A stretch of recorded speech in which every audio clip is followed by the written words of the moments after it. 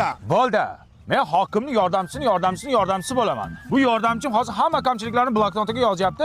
Buni yuqoriga shunday topshiramiz, hamma muammolar hal bo'ladi. Menga qarang, men diplomim bor, hunarim bor. Bo'ldi, sizga ish kerakmi? Yo'q, menga kerak. Srochno iloji bormi? Bitta bo'lsin, zo'rdan bo'lsin, onasining ismini yozing. Yaz. Mayvan, hokimning yordamchisi bu mahallaning kamchiliklari qachon hal bo'ladi endi? Rais bu. Xalqning dardini bloknotga yozib qo'ydik. Endi shunday yuqoriga topshiramiz, bir pasda hal bo'ladi. Qamariddin aka, bloknot yo'q-ku. Qanday yo'q bo'ladi? Shu mahallada qoldi, o'ynayning magur. Sen jinnimisan? Qanday xalqning dardini ko'chada qoldirasan? Top bloknotni qayerda ham qo'chirding? Sirtamat.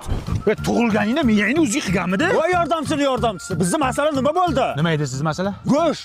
Ha, o'sha kun sizni masalangizni bloknotga yozgandik-ku. Bloknot uchun tegishli tashkilotlarga kiryapti. Ha, kirganda ham yomon kiryapti. Qog'oz ber, qog'oz. Ber qog'oz yo'q ekan. Bolaligingda kindigingni to'g'ri kechganmidi sani? Ha, hokim yordamchisi.